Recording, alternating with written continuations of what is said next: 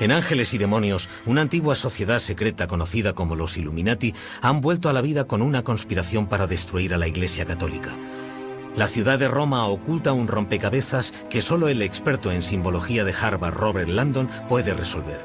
¿Dónde irá Landon a continuación? Las pistas apuntan a la ciudad donde se fundó su propio país, Washington, D.C., y a otra sociedad secreta que podría estar oculta a plena luz del día, los francmasones. Washington, D.C. se convertirá en la llave de Salomón, igual que París en el Código da Vinci, igual que Roma en Ángeles y Demonios. Nos dirá cuántos de los padres fundadores, George Washington, Paul Revere o Benjamin Franklin, eran francmasones. La gente se preguntará de qué va todo esto y cómo es que nuestros libros de historia no lo explican.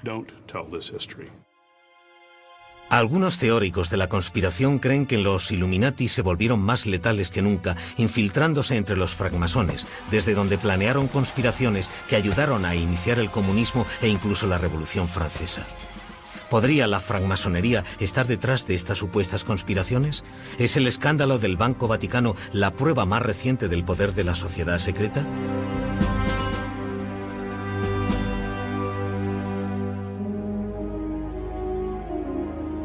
¿Tienen los francmasones suficiente poder para poner de rodillas a un gobierno? En 1982, en Italia, un escándalo bancario internacional reveló que el Vaticano y la logia secreta P2 de los francmasones italianos formaban parte de una compleja red de fraude e intriga. Cuando se acabó, Roberto Calvi, el banquero italiano, fue hallado muerto y las sospechas recayeron en el Opus Dei, la poderosa prelatura católica. Incluso la muerte del Papa Juan Pablo I se convirtió en parte del plan. Actualmente, la muerte de Calvi sigue siendo un misterio sin resolver, y hay gente que cree que Juan Pablo I, que solo fue papa durante 33 días, fue asesinado para evitar que hablase públicamente sobre el escándalo. El escándalo del Banco Vaticano se descubrió en 1978 y parece que fue una alianza entre ciertas autoridades del Vaticano, la conspiración criminal que se esconde tras la logia masónica conocida como P2 y varias personas más dentro de la Iglesia, que podían no ser criminales, pero se oponían a algunas de las doctrinas que el Papa Juan Pablo I iba a introducir en el catolicismo. Existía el rumor de que iba a permitir el control de natalidad, por ejemplo, y la mafia. Varios líderes del gobierno que eran miembros de la logia P2 renunciaron y el gobierno italiano se vino abajo. El grupo P2 usaba la francmasonería de la misma manera que los Illuminati, como medio secreto para emprender una empresa criminal. Usaban los apretones de mano, los compromisos mutuos y la confianza para cumplir una agenda que no tenía absolutamente nada que ver con la francmasonería. Acontecimientos como el escándalo del Banco Vaticano alimentan las teorías de la conspiración modernas que se basan en la idea de que una hermandad secreta controla la riqueza del mundo y planea un nuevo orden mundial.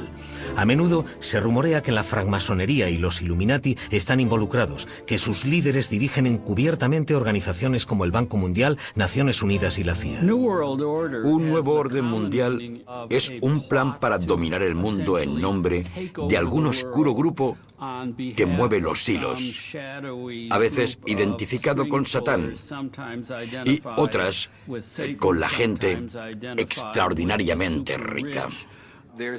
Hay tantísimo material de los extremistas sobre esa teoría que uno puede confundirse muchísimo. La mayoría de las conspiraciones sobre el nuevo orden mundial tienen como participantes a los sospechosos habituales: los jesuitas, los masones, la Liga Antidifamación, la Comisión Trilateral y la familia Rockefeller.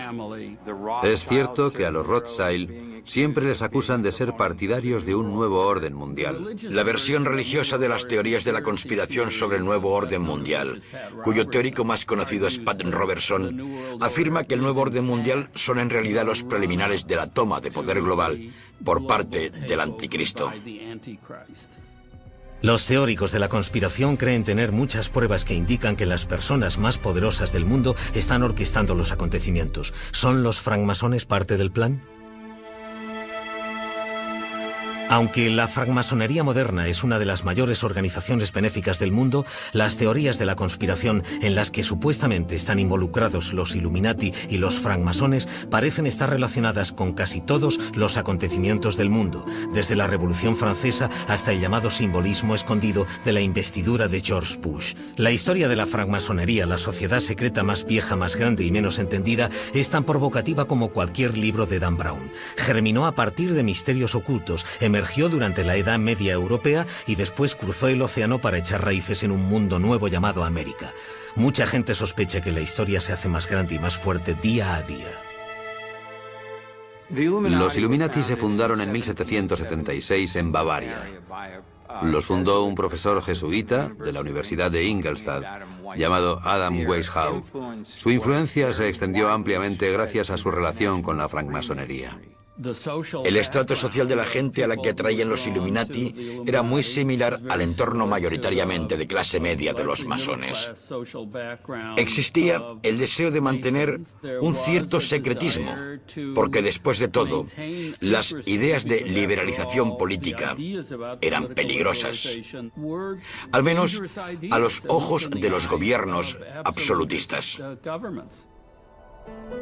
Aunque los Illuminati de Weishaupt duraron menos de una década antes de ser barridos por la Iglesia, la francmasonería se convirtió en un vehículo clandestino ideal para su supervivencia. Los masones, bien establecidos a finales del siglo XVIII, tenían logias en toda Europa. Los miembros eran prominentes ciudadanos de la comunidad. La naturaleza de sociedad secreta de los dos grupos y sus relaciones dieron lugar a el mito de los Illuminati, que dice que continúan teniendo influencia en los acontecimientos mundiales.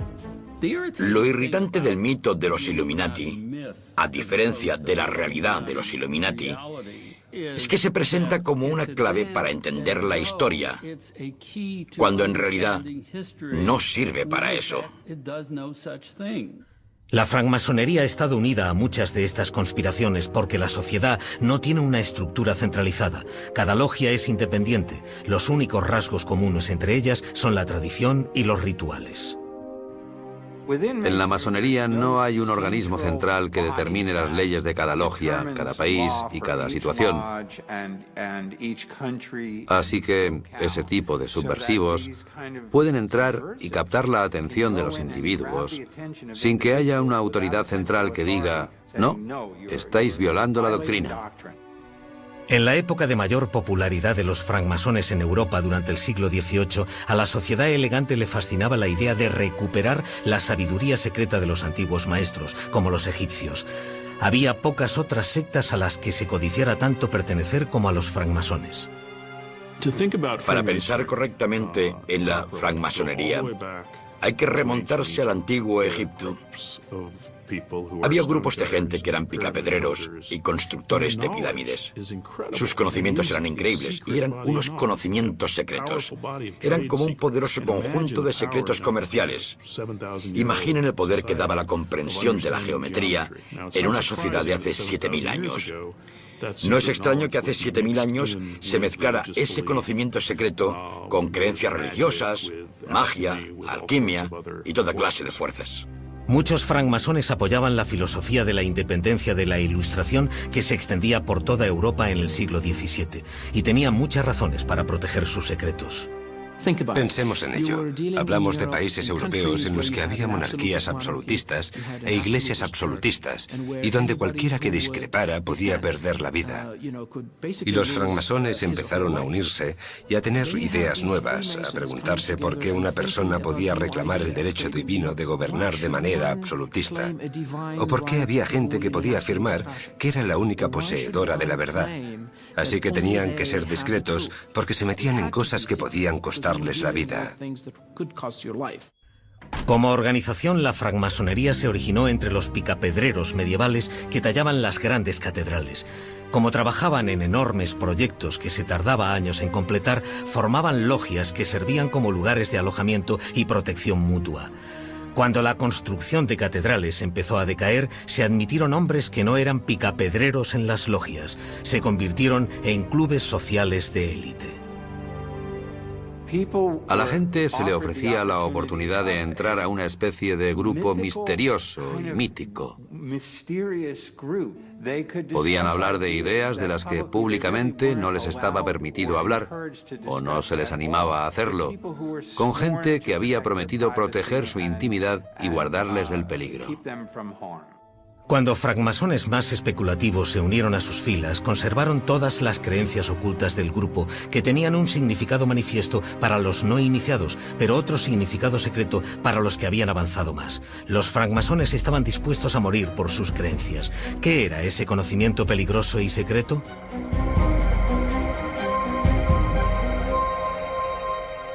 Relacionada con el pasado a través de su sabiduría secreta, unida al futuro por sus ideas y entretejida por su gran sentido de la hermandad, la francmasonería se extendió por Europa y América.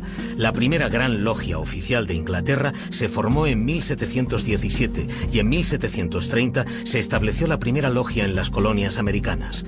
La cantidad de francmasones ha crecido con el país y vivió su máximo apogeo en los años 60, con más de 4 millones de miembros en Estados Unidos. Actualmente sigue siendo parte del tejido de la sociedad estadounidense. ¿Qué hace a esta sociedad secreta tan atractiva? La francmasonería es en realidad una fraternidad y se basa en el individuo. Creo que ya se ve en las cosas que defienden el concepto de libertad, libertad de pensamiento, de religión, de asociación, la libertad del individuo. Y usas eso para construir una familia mejor, una comunidad mejor, un mundo mejor en el que vivir. Un francmasón puede viajar a cualquier lugar del mundo y no sentirse extranjero. La fraternidad le recibe con los brazos abiertos. Hay masones que llegan de otros países que están literalmente en guerra y aún así se conocen como iguales.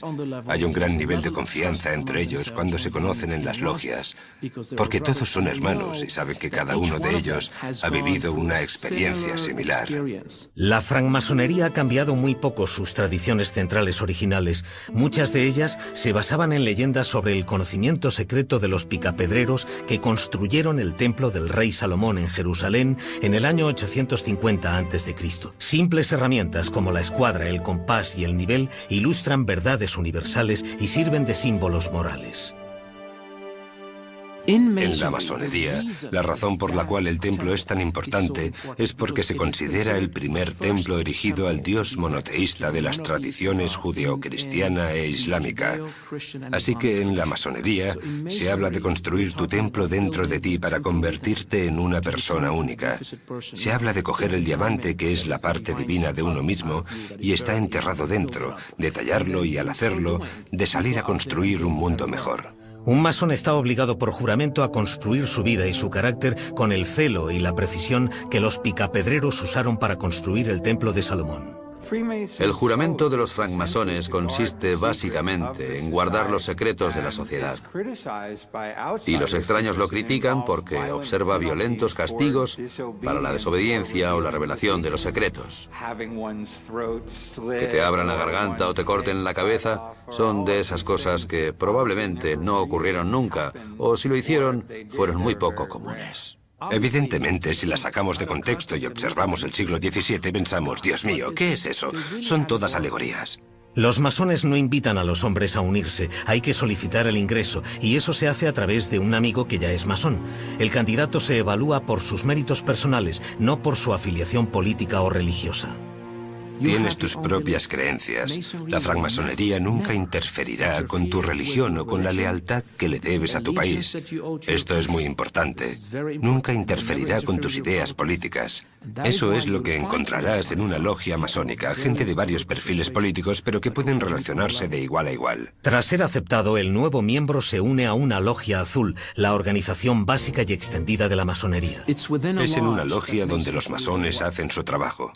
Hay dos caminos en la masonería para llegar a los grados superiores. Uno se llama rito de York y el otro se llama rito escocés antiguo y aceptado. En realidad, estos grados, aunque son números más altos, solo hacen una cosa: profundizar en el conocimiento y la disección de los 3 primeros grados. En la logia azul, un masón puede adquirir 3 grados: aprendiz, compañero y maestro. En el grado de aprendiz, el candidato pasa por una ceremonia ritual que está diseñada para hacer que se dé cuenta de que está empezando una nueva vida, recorriendo un nuevo camino. y el aprendiz se centra en sí mismo para empezar a profundizar en sí mismo y conocerse a sí mismo. El segundo grado, el compañero, es mucho más intelectual. Exhorta al masón a buscar el conocimiento en las artes y las ciencias. Es muy importante porque es lo que construye la mente y te da las herramientas para salir y cambiar las cosas en el mundo como francmasón. El tercer y último grado de la masonería enseña que un masón nunca podrá dominar la vida hasta que haya dominado la muerte. El candidato se somete a una ceremonia simbólica de muerte y renacimiento basada en la leyenda de Hiram Abiv, el maestro arquitecto del Templo de Salomón. El primer masón fue Aviv. También fue el primer mártir. Fue asesinado por unos trabajadores que buscaban descubrir sus secretos y en lugar de revelarlos, murió por esos secretos. El conocimiento era poder. Los tres enemigos que querían extraerle ese conocimiento le atacaron y le mataron. Eso forma parte de la ceremonia para recordarle al maestro masón que en realidad la tiranía, el fanatismo y la ignorancia son tres enemigos que están ahí afuera y que siempre intentan sacar el verdadero conocimiento y alejarlo de la gente para mantenerles dominados. En la ceremonia del tercer grado, el candidato simula el asesinato de Hiram Abiv. Con la carne pudriéndose en sus huesos, el maestro masón debe usar un apretón de manos llamado la garra del león. Se levanta al candidato o se le resucita. De la mano de un hermano de confianza, el candidato es elevado a un mayor nivel de comprensión espiritual. Y con la fuerza ganada, se convierte en un hombre mejor. El mandil masón simboliza el progreso del iniciado en las diferentes categorías. Esto es un mandil blanco de cuero. Es el símbolo del aprendiz. Es blanco como símbolo de inocencia. Y en el mundo civilizado, allá donde existe la masonería, este es el mandil de los iniciados. La leyenda de Hiram Abiv transmitió el marco de trabajo para el propósito simbólico de la hermandad. En la masonería usamos símbolos que tienen que ver con el concepto de la construcción. Y los símbolos son muy importantes. ¿Por qué? Porque un símbolo es algo que se puede interpretar de muchas maneras. Uno de los símbolos masónicos más importantes es el compás, que refleja al individuo y su sentido de los límites y la proporción. El tamaño de los compases, lo grande que es el círculo, depende de ti mismo. La idea es que nunca deberías ir más allá del círculo. Debes mantener tus deseos y tus pasiones en los límites debidos. Otro es la escuadra, un símbolo de virtud. Muchas expresiones conocidas vienen de este símbolo. En inglés hay expresiones como estar en la escuadra, que significa ser de fiar, o si alguien hace algo que no está bien, se dice que corta las esquinas, que no las cuadra. Otros símbolos incluyen la plomada, que significa rectitud moral, y el nivel, que significa tratar a todas las personas como iguales. En la masonería de todo el mundo decimos que nos conocemos en el nivel, actuamos según la plomada y nos despedimos con la escuadra. Para los francmasones, la logia es un lugar de reunión sagrado lleno de símbolos alegóricos y de significado. Automáticamente encontrarán cosas que no se encuentran en otros lugares. Encontrarán dos columnas y notarán que encima de una de ellas está el globo terrestre y encima de la otra el globo celestial. Es para recordar a las personas que vivimos constantemente en esta dualidad entre el cielo y la tierra y que la sabiduría es la capacidad de poner a ambos en un estado de equilibrio, abajo y arriba, arriba y abajo. También encontrarán un suelo a cuadros que refleja la oscuridad y la luz. Y es que en la vida, una persona pasa constantemente por periodos oscuros y claros. Esa es la naturaleza del mundo en el que vivimos. Para los francmasones, los símbolos y alegorías del oficio se relacionan con la construcción de un ser humano mejor para la sociedad. Pero ¿por qué tantos teóricos de la conspiración creen que tienen implicaciones más siniestras? La exclusividad de los francmasones y su abundancia de símbolos y ceremonias secretas son algunas de las nociones usadas en las teorías de la conspiración modernas. La francmasonería ha sido acusada de ser la fuerza que había detrás del comunismo, detrás de la Gran Depresión, detrás de las guerras mundiales, detrás de Naciones Unidas y detrás de la aparición de símbolos masónicos en los billetes de dólar. ¿Planean los francmasones hacerse con el mundo tras las puertas cerradas de la logia? Para los teóricos de la conspiración, los acontecimientos mundiales son un plan de los agentes del poder global. Tanto la francmasonería como los difuntos Illuminati han sido acusados de servir como conductos para fuerzas oscuras que el resto de nosotros solo podemos imaginar. La gente hace estas acusaciones porque creo que no entienden el propósito de una sociedad secreta. Es como un grupo de interés especial. Es como un grupo de gente que habla de aeromodelismo. Una de las condiciones para unirse a ese grupo es un interés por el aeromodelismo. ¿Por qué tendría que haber un bibliófilo en ese grupo? La idea de que las cosas ocurren en secreto, de que hay que hacer juramentos, de que quizás haya agendas ocultas manipuladas, asusta a la gente. Los masones están ahí afuera planeando hacerse con el mundo. Sociedades secretas o lo que sea. Sinceramente, todo es una tontería.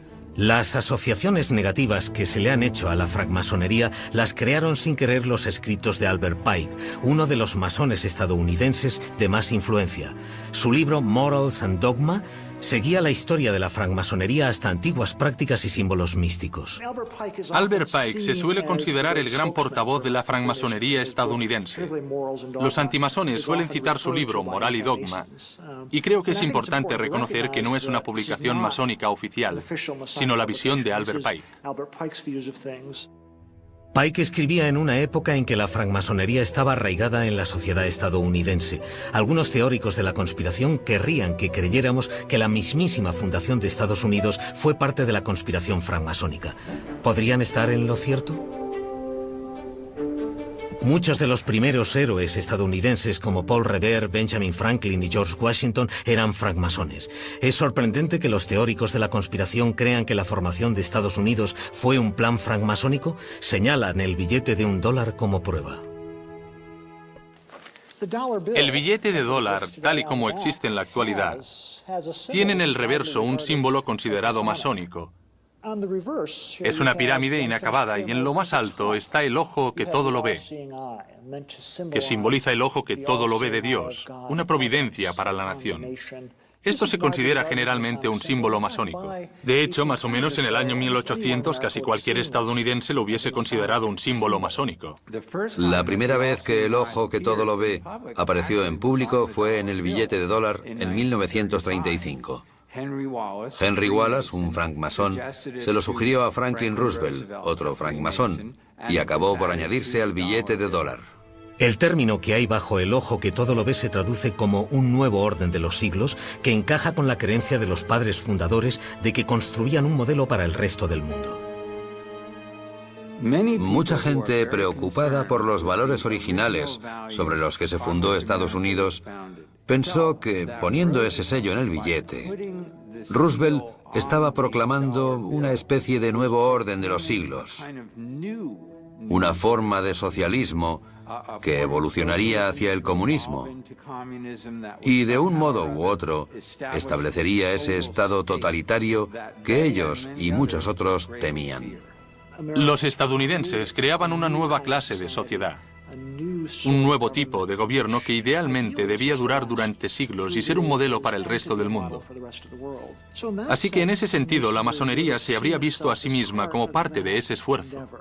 Si miramos la pirámide, bajo ella se lee Novus Ordo Seclorum, que en latín significa nuevo orden de los siglos. Pero no es una conspiración, no es una toma del poder mundial. Lo que significa es que los fundadores estaban estableciendo un nuevo orden. El nuevo orden se basaba en 3 pilares: libertad individual, gobierno del pueblo y gobierno de la ley. Y eligieron una pirámide para afirmar que construir ese nuevo orden, que actualmente llamamos democracia, era algo muy difícil. Muchos afirman que el ojo que todo lo ve indica que Estados Unidos se creó a partir de una relación con Dios. Realmente es para subrayar y hacer hincapié en la libertad de conciencia. Si eres judío, cristiano, musulmán o monoteísta, puedes interpretarlo como el Dios que todo lo ve, omnipotente, omnipresente. Si eres budista, podría ser la fuente de luz interior. Podría ser el tercer ojo de la sabiduría. Se puede interpretar de la manera que se quiera. Nos recuerda quiénes somos como nación, cuál es nuestro objetivo y qué protecciones se consagran en nuestras leyes. Para los teóricos de la conspiración, el billete de dólar es la intervención de los francmasones en el diseño de la Nueva América. La copia del plano de Washington, D.C. es otra prueba más. No hay absolutamente ninguna otra capital en el mundo que fuese diseñada como Washington, D.C. Se diseñó sobre un mapa con una intención, que reflejase a través del simbolismo los ideales y principios del gran experimento estadounidense y lo que los padres fundadores tenían en mente. George Washington insistió en que el distrito se construyera en forma de escuadra. ¿Podría esta forma ser un símbolo? En la masonería, la escuadra es un símbolo muy poderoso. Es un símbolo de virtud y sabiduría. Y la idea era que esta nueva forma de gobierno, este nuevo orden, iba a funcionar como la escuadra. Transparencia y franqueza, y la gente sabría cómo se tomaban las decisiones. De hecho, las piedras angulares del distrito se pusieron en ceremonias masónicas. El Capitolio estadounidense tiene una piedra angular masónica. La Casa Blanca también tiene una piedra angular masónica. Y el monumento de Washington tiene una relación aún más estrecha con la masonería. La ciudad se dividió en 4 cuadrantes: noroeste, nordeste, sudoeste, sudeste. En el centro está el Capitolio. Las calles están numeradas y ordenadas alfabéticamente, de una manera científica, y es una forma de diseñar la ciudad. Y eso también enviaba otro importante mensaje, que era que el nuevo orden no iba a basarse en la religión para gobernar los asuntos del mundo como en la antigüedad. Este nuevo orden se basaría en la razón y el método científico. Hay gente que ha visto en el diseño geográfico de Washington una especie de código masónico. Y es verdad que los edificios de Washington a menudo se inauguraban con ceremonias masónicas. Pero el entorno de Washington, D.C. está creado más bien como la representación simbólica del gobierno. El centro es la colina del Capitolio, el Capitolio de Estados Unidos, y todo irradia de allí. Así que el simbolismo de Washington no me parece un simbolismo masónico oculto. Algunos masones creen que se tardaron deliberadamente 7 años en construir el edificio original del Capitolio y otros edificios clave. También el Tribunal Supremo o el monumento conmemorativo de Lincoln, 7 años. Eso podría ser pura coincidencia. Pero el número 7 es esencial en la masonería porque el templo del rey Salomón, según la Biblia, se construyó en 7 años. El único masón conocido involucrado en el diseño de la ciudad fue George Washington. Pero un no masón, Thomas Jefferson, estuvo a cargo del proyecto. Muchos teóricos de la conspiración ven una red de suministro para las fuerzas oscuras incluidas en el diseño de la ciudad.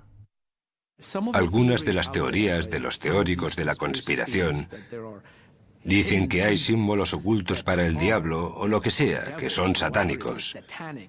Son todo tonterías. La colocación espacial de monumentos es una manera de hacer accesibles las fuentes de poder virtualmente supernatural. Y eso me parece una fantasía. Y también una proposición completamente ridícula. Un ejemplo de simbolismo francmasónico es el monumento a Washington diseñado por el arquitecto Robert Mills como homenaje al primer presidente. El obelisco es un rayo de luz. Representa el concepto de la diversidad de los 7 colores del espectro dentro de la unidad de la luz. Y George Washington juntó 13 colonias diferentes para formar los Estados Unidos. Y por eso el arquitecto Robert Mills, que era francmasón, quería no solo honrar a George Washington con el obelisco, sino también inmortalizar la máxima de nuestro país: Et pluribus unum, de muchos uno. La relación de los padres fundadores con la francmasonería fue fuente de muchas teorías de la conspiración. ¿Hay más simbolismo masónico en Washington del que se ve a simple vista? La francmasonería llegó a América con las ideas de la Ilustración europea. Con la primera logia establecida en las colonias en 1730, los francmasones atrajeron a prominentes figuras de la Ilustración americana.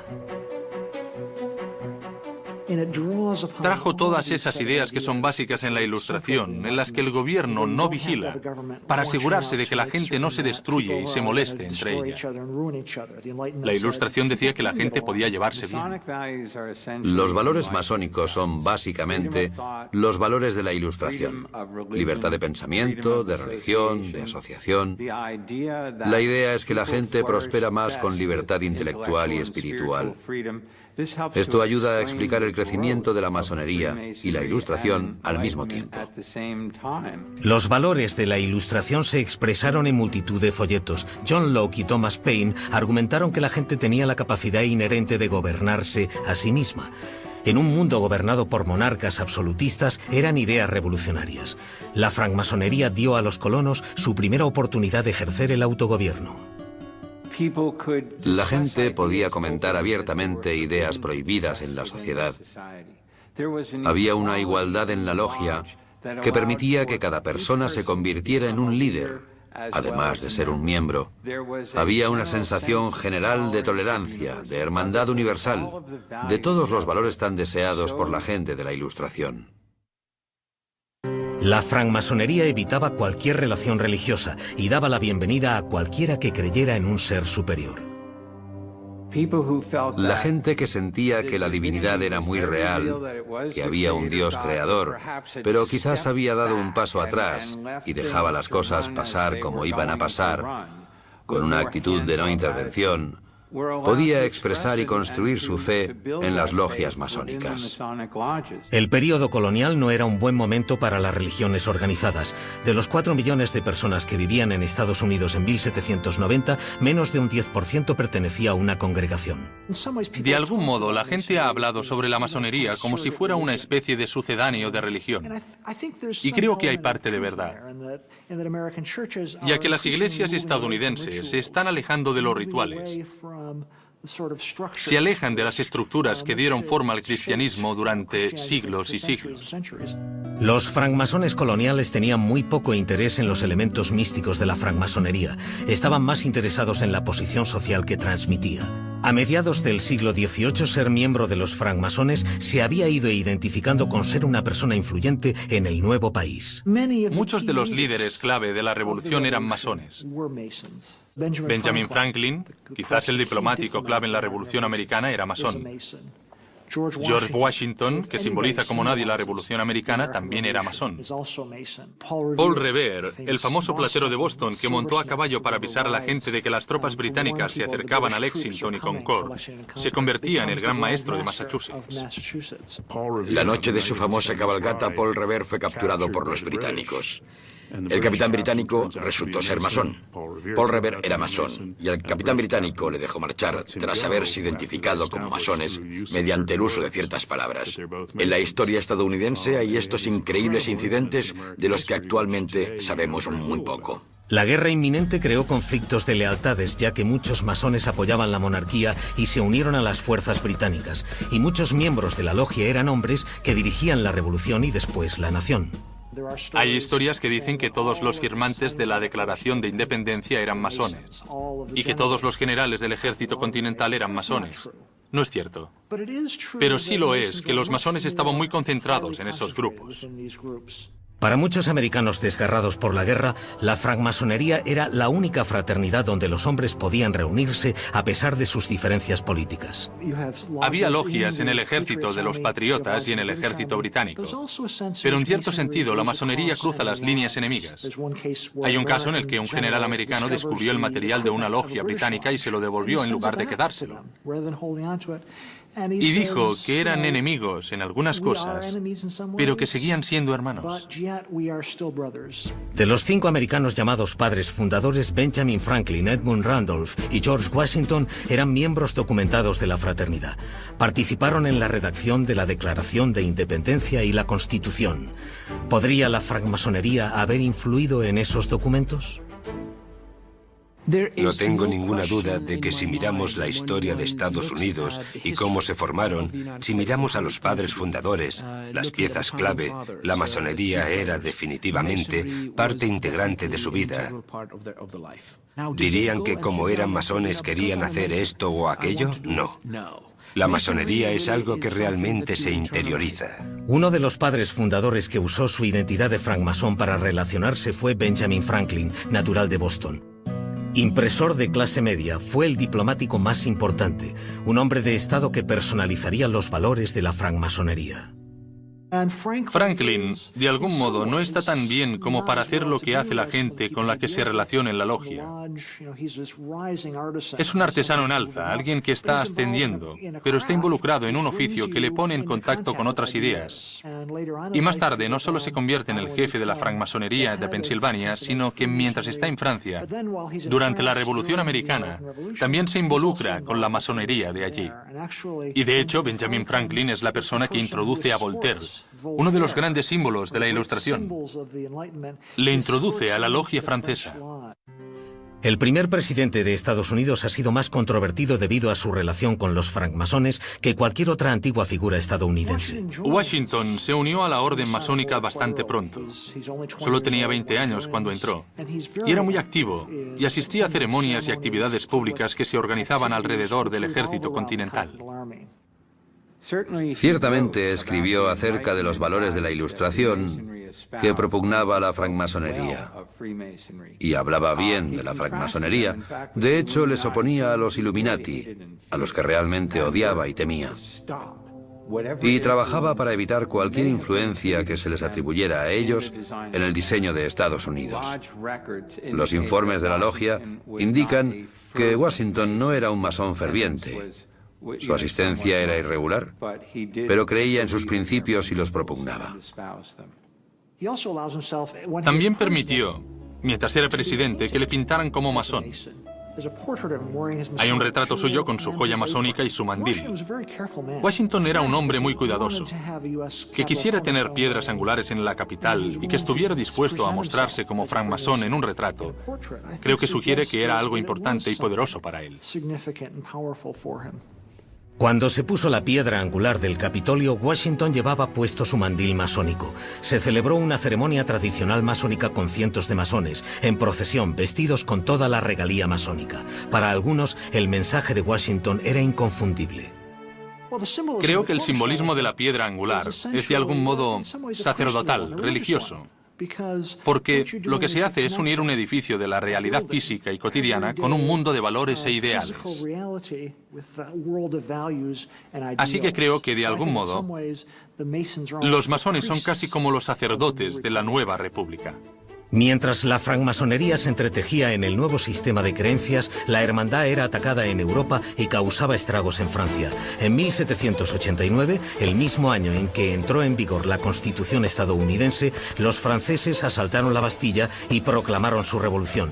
En Bavaria, Adam Weishaupt había sido desterrado y sus Illuminati exterminados. Los estadounidenses prominentes estaban divididos en sus opiniones sobre Weishaupt y los Illuminati. La Ilustración fue un movimiento vasto y extenso que acabó causando, entre otras cosas, la Revolución Americana, la adopción de la ciencia y un cambio total que todavía tiene lugar en la sociedad actualmente. Los Illuminati eran una pequeña parte de ello. Eran un grupo muy radical dentro de esa tradición y buscaban derrocar violentamente la monarquía y la Iglesia. Mientras que George Washington se oponía firmemente a los Illuminati, Jefferson les consideraba gente radical de la Ilustración que tenía que cubrir sus enseñanzas de misterio y simbolismo por culpa del opresivo ambiente religioso en el que trabajaban y enseñaban. Dos libros de gran éxito avivaron las llamas de los rumores de conspiraciones de los Illuminati y la francmasonería. Pruebas de una conspiración contra todas las religiones y gobiernos de Europa es un libro que publicó en 1798 un escocés, John Robison.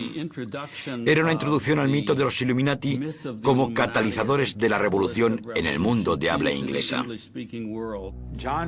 Las pruebas de una conspiración de John Robison y las memorias para servir a la historia del jacobinismo del abad Barruel se publicaron simultáneamente en 1798. Ninguno de ellos conocía el trabajo del otro en ese momento.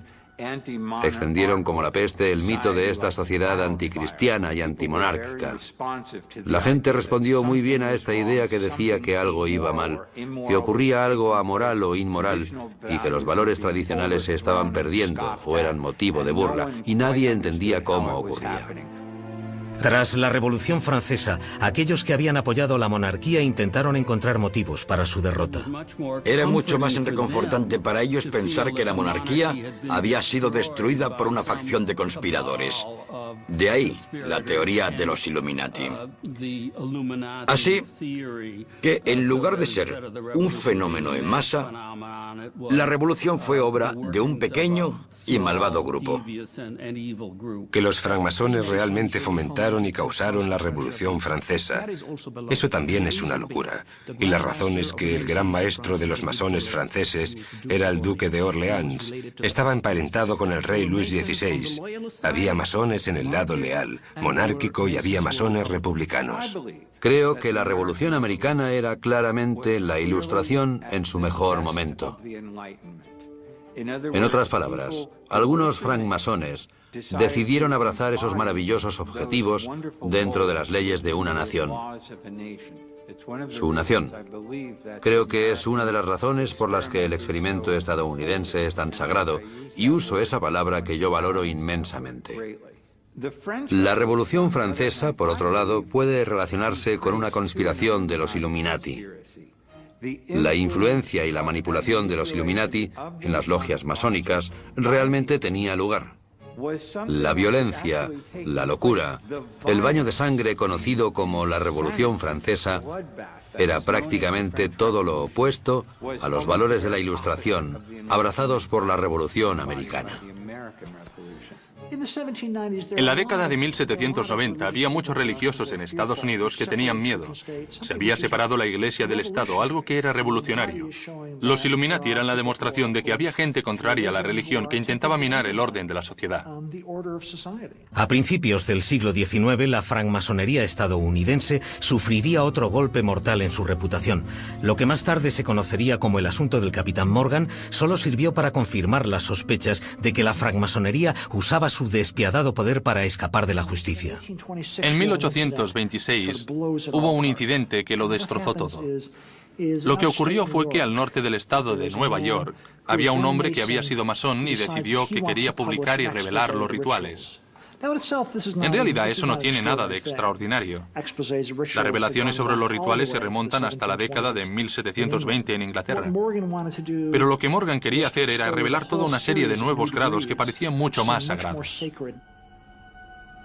Los masones intentaron evitar la publicación del libro de Morgan. Le encarcelaron con pruebas falsificadas, pero desapareció misteriosamente. Nunca se le volvió a ver en público, y la gente discrepa sobre lo que le ocurrió. Yo creo que le asesinaron, no porque los masones quisieran hacerlo, ni porque los masones que lo hicieron quisieran, sino porque ya no sabían qué hacer con él. Esto hizo nacer un partido antimasónico en Estados Unidos alrededor del año 1830, que cogió toda esa histeria antimasónica y anti-Illuminati y continuó avivando unas llamas encendidas 40 años atrás. Los folletos en contra de los masones inundaron las comunidades y los políticos hicieron una campaña para detener a la sociedad secreta antes de que destruyera Estados Unidos. La presión legislativa y ese tipo de cosas hicieron que la masonería cayera en picado. La cantidad de miembros bajó enormemente. En algunos estados la masonería simplemente desapareció. En Vermont, en Michigan, la masonería simplemente ya no existía. Su misticismo y su reputación quedaron destrozados y la francmasonería desapareció de los Estados Unidos. Mientras volvía a conseguir su prestigio, se convirtió en un tipo de sociedad secreta muy diferente, obligada a competir con nuevas organizaciones fraternales que la habían usado como modelo, como los Caballeros de Colón y los Old Fellows. Sus ideales, que habían sido radicales, se habían convertido en la forma de vida estadounidense. A principios del siglo XX, la francmasonería empezó a desarrollar su actual identidad de organización benéfica. Los estadounidenses son más de la mitad de sus miembros mundiales. La fraternidad prospera en los antiguos países comunistas que están viviendo su propia ilustración moderna. Los francmasones de los Estados Unidos que trabajan con francmasones del extranjero construyen puentes y hacen intercambios. Los francmasones de Washington, D.C. trabajan con francmasones de las Filipinas y musulmanes y cristianos para promover la paz, creando proyectos y ayudando a la gente. Así que tiene un impacto muy real y poderoso en el mundo actual. Y con las fuerzas oscuras que existen ahora en el mundo, necesitamos mucha buena gente dispuesta a hacer un esfuerzo extra. Y los masones están descubriendo su importante papel en un mundo así. La masonería es muy importante en la historia estadounidense y hay un interés continuo, porque realmente es el lugar donde la gente averigua cómo se siente respecto a su sociedad. ¿Cuál es el significado de la igualdad? ¿Cuál es el significado de la moralidad? ¿Cuál es el significado de la hermandad? De la familia entre gente que no tiene necesariamente un vínculo de sangre. Creo que la masonería consiste en averiguar estos asuntos. A pesar de la falta de nuevos miembros jóvenes, los francmasones aún conservan su atractivo místico. Si la gente quiere unirse a una organización benéfica, puede entrar en cualquier ONG. ¿Para qué necesitan ese lenguaje misterioso de uniformes secretos, saludos secretos y palabras secretas? Es porque tiene que haber un misterio central. Ese misterio central es una profunda enseñanza moral, religiosa y espiritual que yo creo que existe en la masonería. Creo que puede ofrecer eso a las próximas generaciones. Y creo que lo hará. La francmasonería reúne millones de dólares para buenas obras y cada logia lleva a cabo su trabajo en su comunidad. Normalmente tienen programas que tienen algo que ver con el crecimiento intelectual y social y el desarrollo, ideas de las cuales hablan los masones.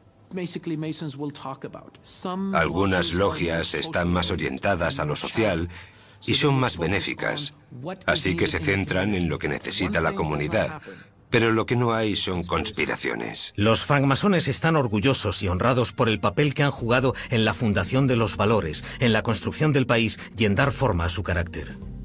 ¿Cómo puede un grupo de gente tan diversa, con opiniones tan diferentes, contra todo pronóstico, contra el Imperio Británico, unirse y pensar en este increíble experimento? Aún con todos sus fallos es un gran experimento. Si pudieron hacer eso, ¿qué podemos aprender de ellos? El próximo libro de Dan Brown seguro que incrementará los conocimientos y el interés por la francmasonería. Va a hacer que mucha gente conozca su historia, particularmente el periodo de los padres fundadores, y creo que la gente le va a interesar mucho. ¿Forma la francmasonería parte de una vasta conspiración para controlar el mundo? No veo la francmasonería como una conspiración. No la veo como un plan secreto que intenta conseguir ciertos objetivos. Lo que veo es que, en cierto modo, la democracia es la mayor conspiración de todas. Porque mediante métodos democráticos, el mundo ha cambiado de un modo increíble y el poder ha pasado de los que antiguamente eran poderosos al pueblo. Y en ese sentido, podemos ver que la visión de los francmasones se ha hecho potencialmente real a través de la práctica de la democracia.